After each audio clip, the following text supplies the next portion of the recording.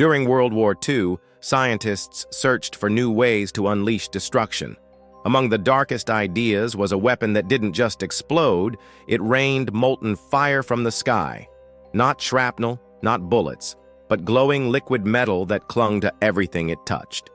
This is the story of molten metal bombs, a terrifying invention so extreme, it never left the test stage. The idea was simple, yet horrifying.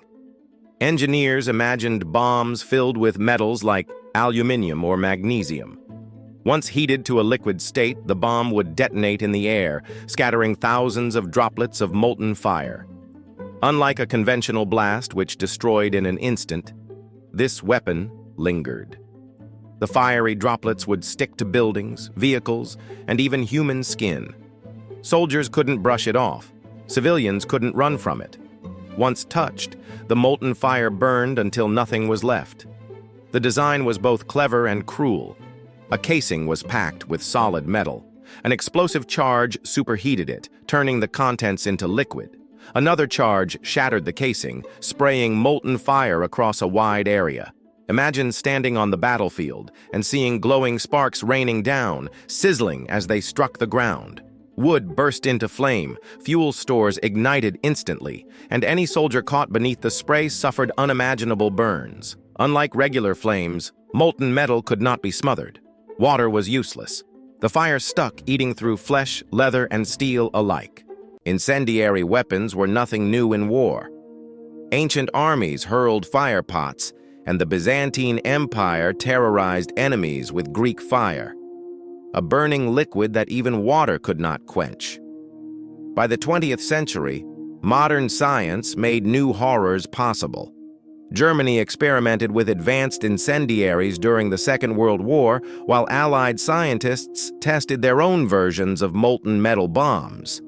After 1945, research continued into the Cold War as superpowers looked for weapons that could break morale as much as cause destruction. But while other incendiaries, like napalm and thermite, became infamous, molten metal bombs remained locked away in laboratories and archives.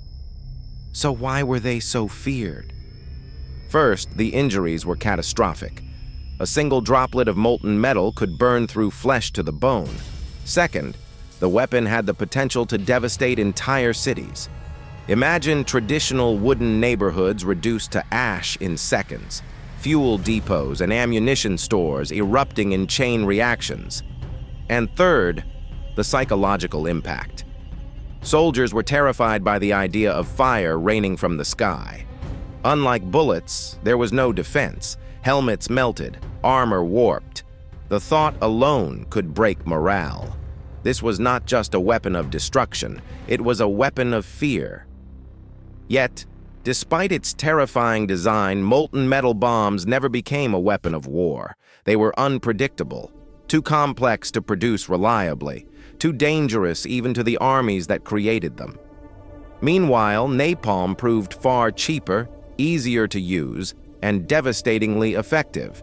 Thermite was simpler, stable, and brutally destructive. Against these, molten metal bombs were abandoned.